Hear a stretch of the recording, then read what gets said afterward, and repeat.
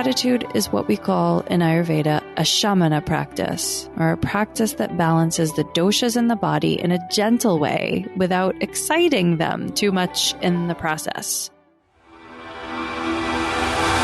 I'm Heather Grzych, and this is the Wisdom of the Body podcast.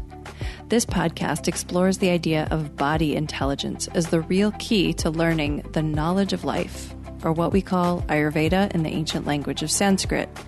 We do that by connecting with today's creative leaders and experts who will help you listen to your body, trust your gut, and live in deeper harmony with nature. Come join me as we unlock the golden door to clear, direct perception and become very deep listeners. You can find the Wisdom of the Body podcast on Apple, Spotify, and Stitcher. You can also follow us by joining my email at heathergrish.com or on Instagram at heathergrish. I know you're going to love this podcast, so take a second right now to subscribe. Have you ever seen the movie Pretty Woman? It's a really great movie with a great theme that you notice throughout the film, having to do with the main character, Vivian Ward, who's a hooker played by Julia Roberts.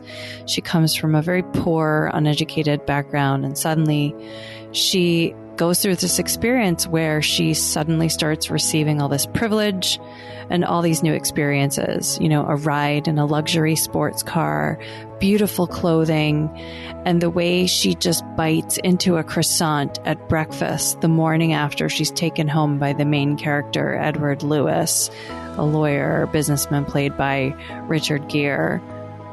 And when you see the look on her face as she appreciates that croissant that she's biting into, really makes me wonder how many of us would appreciate that croissant as much as she did. And so the question is, can you feel gratitude? Since we're here to talk about gratitude today, can you feel gratitude without appreciating something? And can you appreciate something if you're used to it? When we become used to anything, our conscious mind doesn't even see it any longer. This is how it's so easy to take things for granted. So the things that are often really supporting our lives, not only are we not experiencing gratitude for them, but we're not even noticing them. It's easier to feel gratitude for something new, something different, something unexpected, because we notice it more. And I'll have to say that gratitude is one of the most difficult concepts for me to contemplate. I had a really hard time getting ready to record this episode. It's been a long time since I focused on a gratitude practice. I'm kind of more oriented toward being an improver. You know, I'm always focused on how to make things better. I like to nudge things along and feel a sense of progress. And I've spent a lot of time in my life trying to improve my life, whether that was getting educated or having a career or relationships or improving my health. Not only that, but what I've done in my work has always been focused in some way on improving things. Before I was an Ayurvedic practitioner, I was a transformation consultant. And before that, I worked in the product development and innovation space. So my whole life has been focused on developing or sharing tools or processes to make things, better. And it's not just something I'm thinking about in my own life. I'm thinking about how to make things around me better all the time too. And in order to see how something could be better, you have to see how it's not well, where the current problems lie. Whether you're diagnosing something or fixing a mechanical issue, you have to see the current problem. So for me, this orientation of looking for problems has led to a disposition where in my day-to-day, I'm pretty focused on taking actions to solve problems. And I'm less focused on actions that help me feel grateful for what I have. And I'm wondering if maybe you can relate to this too. Okay, so assuming that you can relate to this in some way, let's come to terms with the fact that even if we're working on problem solving or improvement on a regular basis, we can still practice gratitude. In fact, it's been shown that gratitude practices can lower blood pressure. They can reduce inflammation, improve your sleep, your mood, and even boost your immunity. And if we look at this in Ayurvedic terms, a gratitude practice can move Vata differently, the Vata dosha, the air and the space elements. So it can move it differently. And this is very important if there's been some sort of toxicity in the body that has caused blockages of flow. Because when there are blockages of flow, then Vata moves in directions that can cause a lot of disruption and function in the body. So the function gets disrupted even at a micro level. And we know that when Vata is in excess somewhere in the body, then other doshas can also follow along and get out of balance in these directions as well. Gratitude, from an Ayurvedic perspective, is one of the practices that increases what we call ojas, which is a Sanskrit word that doesn't have an exact corollary in English, but it has generally to do with the body's immunity, the body's ability to restore balance easily, or when there's some sort of insult from the environment, the body's ability to withstand that. And so gratitude is a practice that would increase these qualities of a body. Gratitude is for getting closer. Gratitude is for leaning in. Gratitude is for noticing more. Gratitude is for protection and resilience. Gratitude is what we call in Ayurveda a shamana practice, or a practice that balances the doshas in the body in a gentle way without exciting them too much in the process, as opposed to Shodhana practice, like a cleansing practice, which forcefully ejects toxins or doshas out of the body. You might be familiar with a term, if you are yogi, this breathing practice called Nadi Shodhana, one of the nasal breathing practices. Though that word Shodhana is really actually means a forceful ejection of something.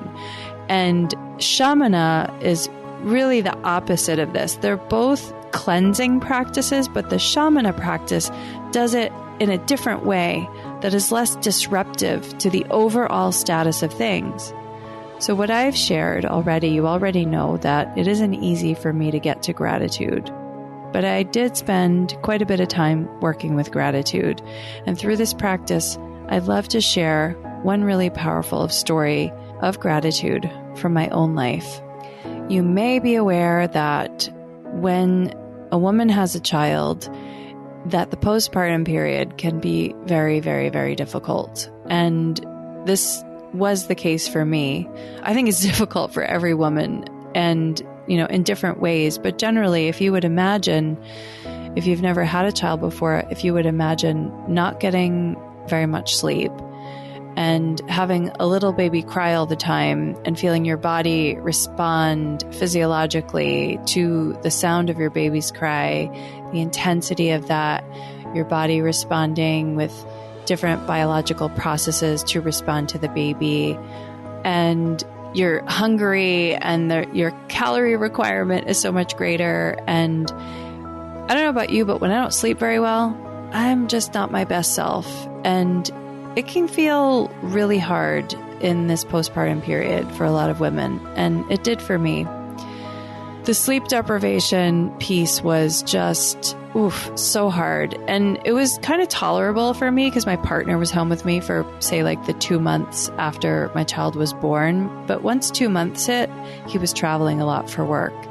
And in fact, he'd be gone several nights of the week out of the house. And so not only was I with my child all day, but I was also doing all night. I really had no break and I wasn't getting enough sleep. And it was really, really difficult because, it's like this cycle where you start getting less and less sleep, and then your body physiologically responds in a very bad way. And then it just keeps kind of turning into a train wreck from there until you get the proper rest that you need. So it became clear at one point that I needed more support than I was getting. I at least needed someone that could, just help me out a little bit while I was helping the baby out. So what we did was my partner would drive me down to his mom's house. I don't know, it was like every 6 weeks or something. She lived about 6 hours away, and he would drop me off when he would head off to work, and he would say, just make sure she's fed to his mother. And she did. She loved cooking. And this is an 85-year-old woman. So it was just very, very capable and spry and young for an 85-year-old woman. But she did. She took care of me. She cooked all my meals for me. If I ever needed something at the drugstore, for my body, which was, going through some difficult things with breastfeeding, or if the baby needed anything, she was always there to help out. And it doesn't sound like a lot, that somebody, cooked a meal for you or went to the store for you, but it was so much in that time because literally I just could not do it. I've always prided myself on being like a super capable person, but no, in that moment, I really, really, really needed the help. And she was so helpful to me in that time. And I will always, always, always remember that and how grateful I was. I literally feel like she saved me. I don't know how my partner and I would have gotten through that period if she wasn't there to support us. And, it's just one of these things that for the rest of my life, I will feel so much gratitude for everything she did for us during that time. And it wasn't even just me that it was benefiting. The wonderful care that she was giving to me was translating into me being able to take better care of my son. It was so wonderful.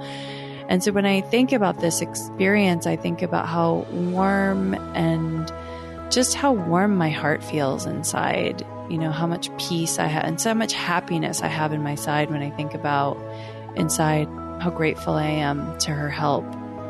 So we don't always feel gratitude. It's really easy to get wrapped up in moments of life that make us focus on other things. So there are some practices that you can do, basic way that you can gain more gratitude inside. And I'm going to give you some ways to magnify that effect too. And through these practices, you'll be able to either do them by yourself or share them with others and magnify them. And this would be such a lovely thing to do with people, well, whenever, but especially in times of imbalance or low immunity or tumultuous times or intense times or frustrated times. So there are actually 4 parts to this practice. And the first part is really something that a lot of people have probably done before, gratitude journaling. You basically grab a journal, you write down all the things that you're grateful for. This is your gratitude story. You take about 1 to 5 minutes, something like that. If you can go longer, that's amazing. But I would say at least 1 to 5 minutes. Write down all the things that you're grateful for. You can write down what you're grateful for, why you're grateful for it, how it improved your life, anything that comes up around what you're grateful for. Or if you don't like to write, then you can record yourself talking about these things on your phone or record it on audio. But if you're really ambitious, maybe you'll even record it like on a video on your phone or on your computer. But whatever, just get it recorded, either writing it down or on a recording. And I'm really serious when I say this, that this really should be stuff that you're legit grateful for. It shouldn't be something that you're just saying you're grateful for and you don't really feel grateful for it. You really need to feel this sense of gratitude inside. So feel it in your body. Otherwise, it's not going to work. So only write down those things that you are grateful for. And I think once you get started, you start to realize that there are actually more things that you're grateful for. So you can journal on that for like 1 to 5 minutes. And that's the first part of this. The second part of this is now that you have your gratitude story, you're going to reinforce this gratitude story. So the way you're going to do that is you're going to read it back to yourself. This is going to reinforce the feeling of gratitude even more. And this will magnify the effect inside you. It's going to magnify your ability to feel and to receive gratitude. And if you've recorded it, say you've recorded it on your phone, either in a video or audio, you can play the recording back to yourself. So the main thing here is to experience the story again. So you're going to play it for yourself or read it to yourself, depending on how you recorded it.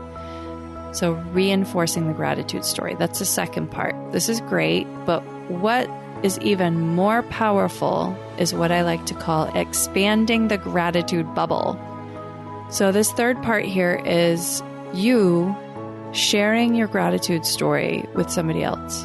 Okay, so now if you're one of my shy friends, you're going to have to get over any fear or hesitancy to express yourself if you really want to experience the magnification of gratitude that I'm offering to you. You're either going to read your gratitude story or you're going to play the recording of it to someone or to maybe a group of people. When you share your gratitude story with this other person, this exchange transfers the energy of gratitude from you to that other person receiving the story. So while you may be feeling good writing down all that you're grateful for, you're actually going to make the person that you're sharing the story of what you're grateful for, you're going to share this and they're going to feel even better than you felt when you wrote it. Your gratitude story might not even have anything to do with them. Like you could just be writing about how you're grateful for the sun, the moon, the stars, your favorite food, a book you just read that you liked, anything. Even if it has nothing to do with them, it could still transfer the energy of gratitude to them. And what's more is, say you did share that you were grateful for something this person has given to you. That is going to exponentially increase the effectiveness and their experience of gratitude from what you have shared. So now that you have expanded the gratitude bubble, here's where it gets even stronger. You're going to ask a person to do the same for you.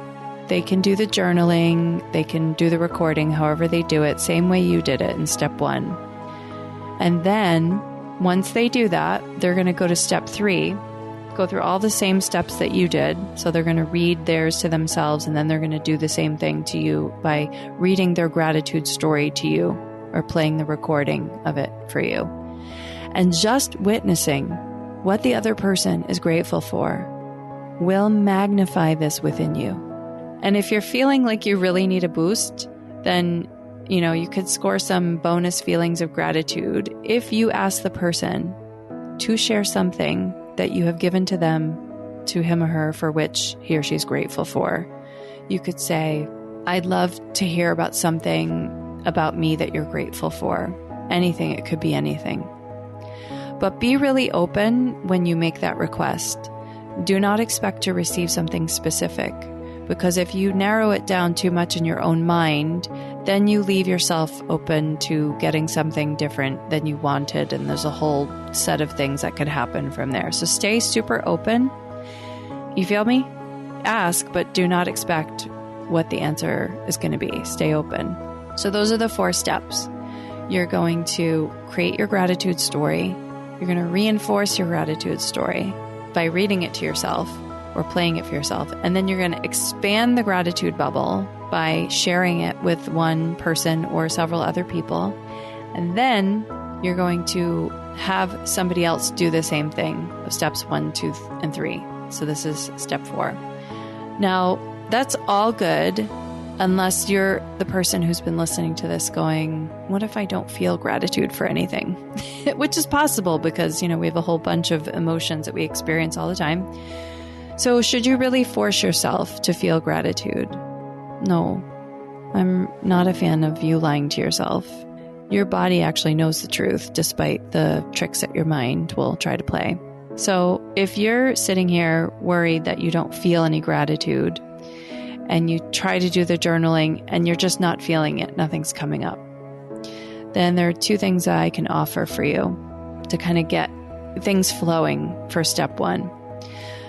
So the first would be to remember a time when you did feel gratitude and recall that experience, and just start with that and start writing about that and see if that flows into you also becoming aware of things that you're more grateful for now in the present moment. That's one way that you can start to get into that gratitude pathway.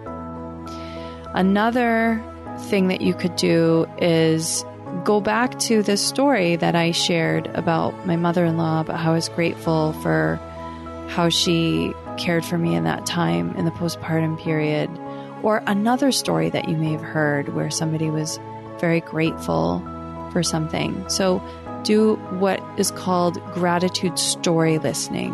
So you listen to a story that someone else has shared, And by listening to that story, it may also trigger the sense of gratitude inside you, which then makes going into step 1 at the beginning of this process easier for you.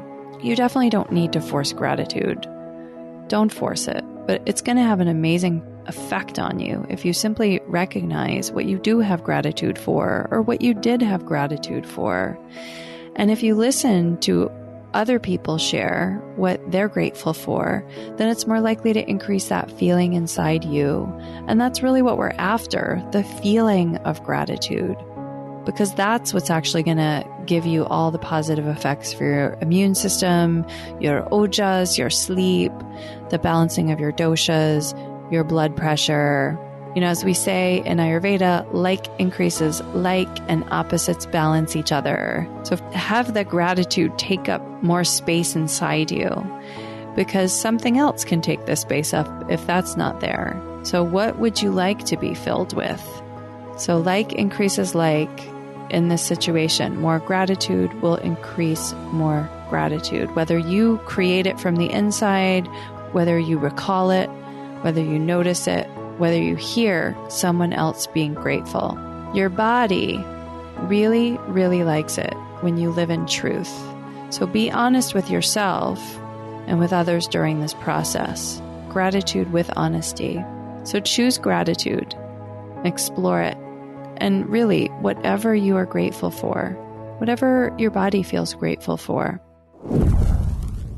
You know, I get so excited. I get this kind of goosebump feeling when I get a booking from a new client that I haven't met yet. And I get so excited because I know that somebody has made a decision to go really, really, really deep into their healing. And because I know that Ayurveda is not a quote unquote normal thing that many people have access to, at least not in the United States where I live. So I know that when someone books with me, that they've really made a decision that they want to go deep into their healing. And so you could do that on my website at heathergrzych.com. That's Heather, GRZYCH.com. You can book me for either a Ayurvedic consultation if you're ready to dive in, or you can also book me for a 15-minute connection call if you're not sure where to go yet. I do have a couple offerings that are not on my website, and we could talk about that. So I look forward to meeting you. Thank you for tuning in and dropping in with us today.